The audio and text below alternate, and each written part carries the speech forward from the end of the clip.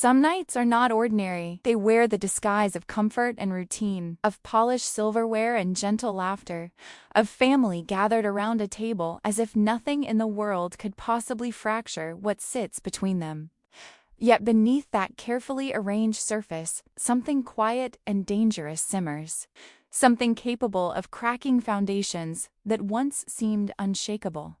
And that Sunday at my mother-in-law's pristine home was exactly that kind of night. Everything looked perfect, almost staged. From the crisp white tablecloth stretched without a wrinkle across the dining table, to the crystal glasses catching the chandelier's glow, to the framed family portraits lining the walls, portraits of birthdays, holidays, anniversaries, each frozen smile, telling a story of unity while carefully concealing years of subtle tension and unspoken expectations. And as I sat there watching my 9-year-old daughter Lily swing her legs gently under her chair, her new MacBook resting protectively in its case beside her, I felt a quiet unease because I had learned long ago that in this house love was rarely unconditional. It was often measured, weighed, and quietly negotiated.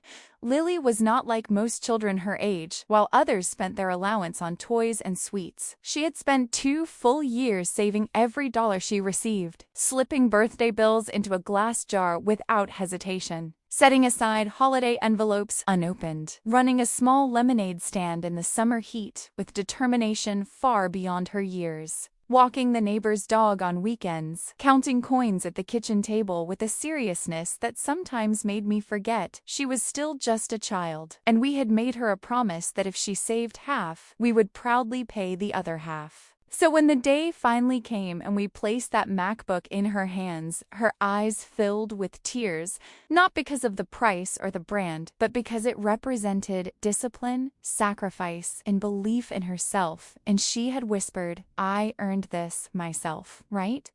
And we had assured her that yes, she did, that it was hers not just in ownership, but in spirit. Yet during dinner, my mother-in-law's eyes landed on it with sharp curiosity, and what began as a simple question, "Is that the laptop you were talking about?"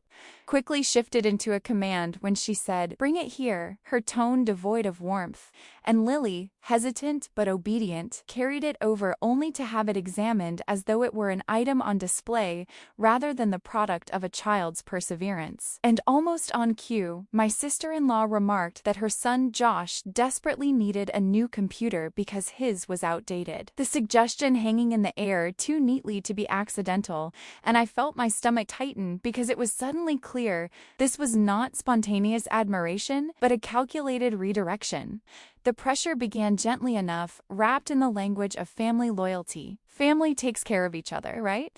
And Lily, innocent and eager to please, nodded softly and mentioned sharing her toys. But my mother-in-law corrected her, insisting this was not a toy but an opportunity, and that sometimes those who have more should give to those who have less. And when I interjected that Lily did not simply have more but had worked tirelessly for it, my words were dismissed without eye contact, replaced by the chilling proposal that if she truly loved her cousin, she would gift him the laptop. And when Lily's voice trembled as she reminded them she had saved for 2 years, my sister-in-law casually suggested she could simply do it again because she was young, as if time and effort were disposable commodities for children.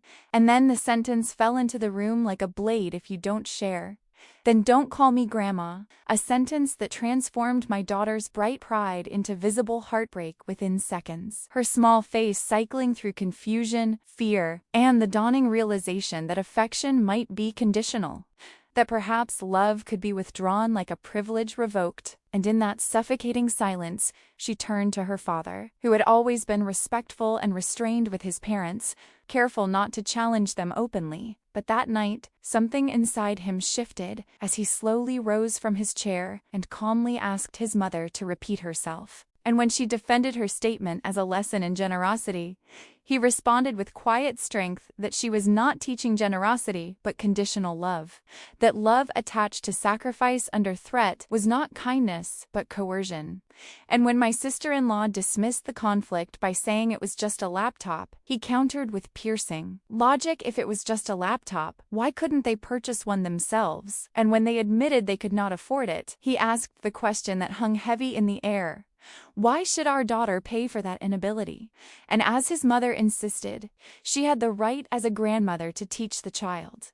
His voice hardened in a way I had never heard before, as he explained that being a grandmother was a privilege, not a license to weaponize a child's heart or manipulate her fear of losing affection. And then he placed his hand firmly on Lily's shoulder and told her clearly that she had earned that laptop, that no one would take it from her, and that love that depends on payment is not love at all.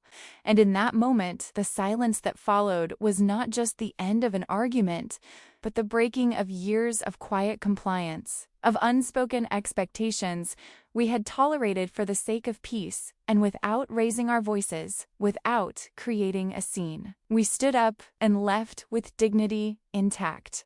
Later that night, as Lily sat on her bed clutching her laptop case, she asked in a small voice whether her grandmother would now be angry with her, and we wrapped her in reassurance, explaining that sometimes adults say hurtful things when they want something, that love does not give exams or threaten withdrawal. And when she asked if she had done something wrong, her father told her firmly that she had respected herself and that self-respect is never wrong. And in the quiet that followed, I realized that what happened at that dinner table was not merely about a computer, but about boundaries, about teaching a child that her effort is sacred and her worth non-negotiable. Months later, when my mother-in-law requested to see us again, we agreed under clear conditions: no financial comparisons, no emotional manipulation, no disguised lessons.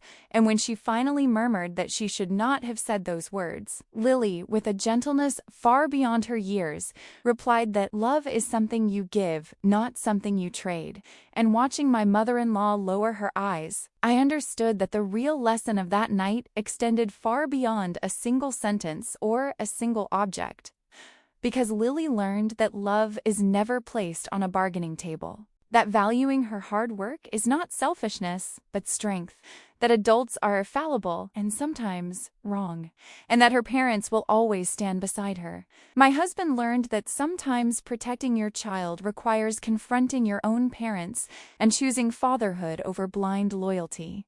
And I learned that generational chains do not shatter through explosive fights, but through steady, unwavering courage, the courage to calmly say enough and mean it. Because the most valuable gift we can ever offer our children is not a device or a dollar amount, but certainty. The certainty that their dignity cannot be bought, their effort cannot be dismissed, and their love will never, under any circumstance, come with a price tag.